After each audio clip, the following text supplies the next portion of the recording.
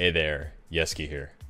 Now I usually make videos for SPVP, but today I'm going to show you how you could take video capture software and split the audio channels for that video capture software with Dxtory in order for you to be able to edit the sound, like the comms and your microphone and the in-game, in separate channels so that you could edit them to your liking in whatever type of program you use.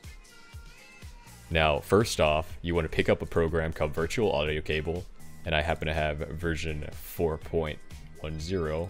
Open that up, and then launch this program as administrator. Now, when you do that, you want to make sure you have about the same settings I do, except the only difference is that you want to have cables set to 2. So go ahead and look at this for a couple seconds, and then we'll close that. Now, once that's done, you right-click on your Playback Devices and open that up, and you should have 2 new cables. There's line 1, line 2 in Playback, and then in recording, there's also line 1 and line 2. Now, what you want to start with is go to Properties on line 1, and change that to whatever you like.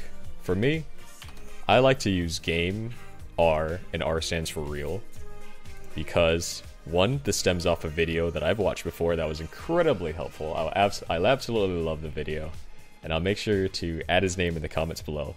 And 2, it makes it really easy to differentiate between all of your playback and recording devices. So go ahead and set line 1 to Game, R, and then change your line 2 to Comms, R.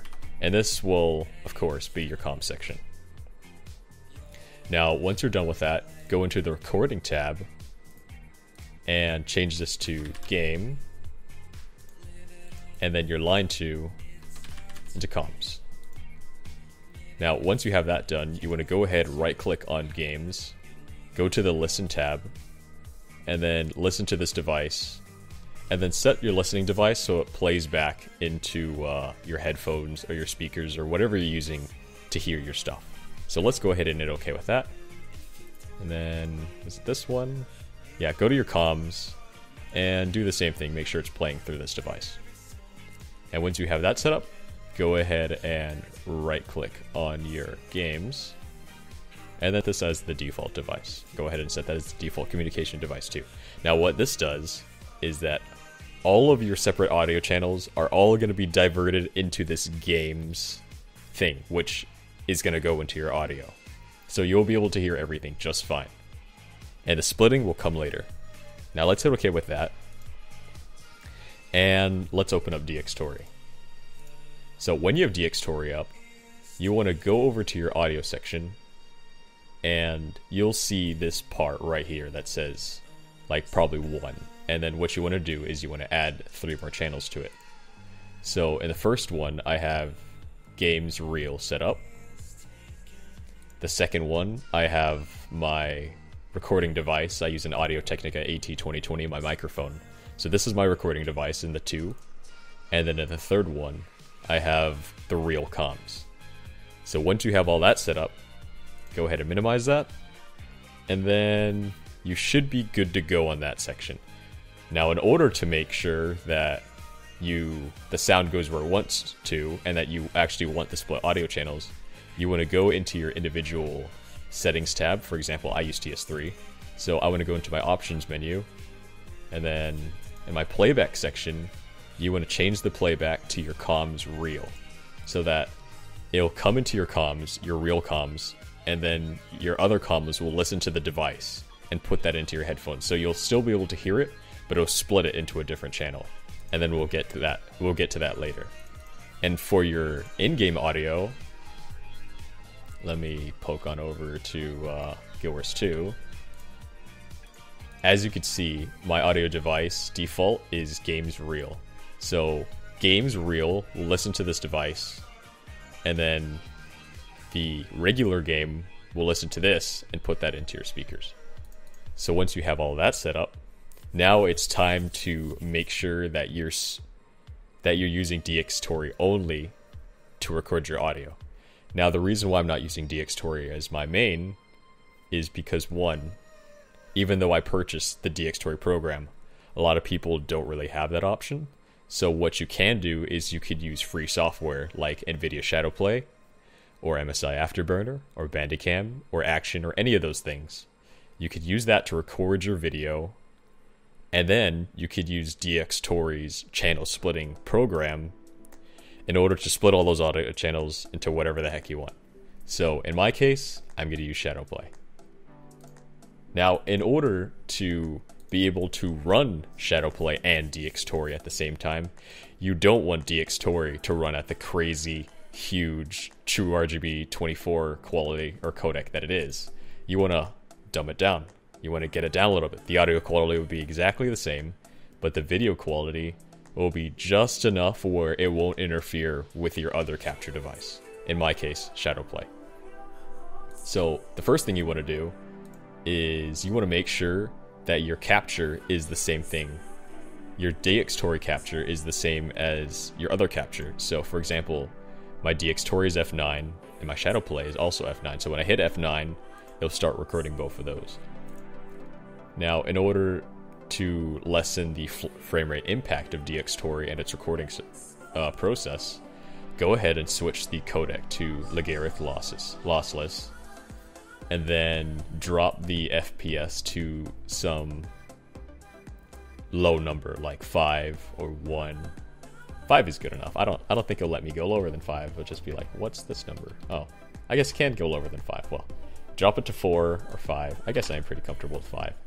And then go to the scaling section, change it to percent, and drop it at 1%. So in this case, when you record, it's going to record a really poor video, like incredibly poor, small file size video, incredibly poor, but you could take the audio from that, splice it up into its individual parts, and then sync it with your other video capture program, in my case, Shadowplay, and then you'll have perfect split audio with amazing video quality. So when you say finally record a video, it's probably going to look something like this.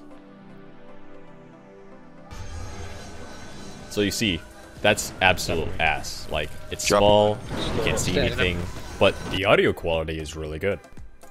And then if you record with other programs, say I record with Shadowplay, let me see if I can find the video. You could take that audio quality from Dxtory and overlay it onto Shadowplay.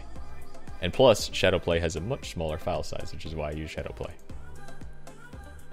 So when you finally have these two things, let me pull these out. Where was it? Ah, yes, these two things. So when you finally have these two things, what you want to do is you want to extract an audio stream. You split up those three things into its constituent parts. So see, I have this. I have, oops. Let's launch this with Media Player. Yeah. So as you can see, this is only my comms. And dropping mine on gate. That's a TS3 audio. And then this is going to be the game itself. So as you can see, they're split into three separate groups. And then this file itself has no audio because I set the Shadowplay to not record audio at all. Now, what you could do is you could just throw this into your editing program, whatever you use, like Vegas or Adobe Premiere Pro. Except the problem is a video capture software like Shadowplay records in something called variable frame rate, which means that instead of recording at 60 FPS, it kind of goes around the ballpark. It could record at 59.8 or like 61 frames a second. So what this does is it desyncs your audio. Now the way you could fix this is you take your video from Shadowplay and you use a program called Handbrake. Now Handbrake is free and it's really fast, it's really cool, and what it does is you could go into Handbrake and let's find a file. So for example, I'll open up the file that I have on my desktop. So I'll open this up. If I could find it. Is it this one? Yeah, it's this one. So what you could do is you could open up this file,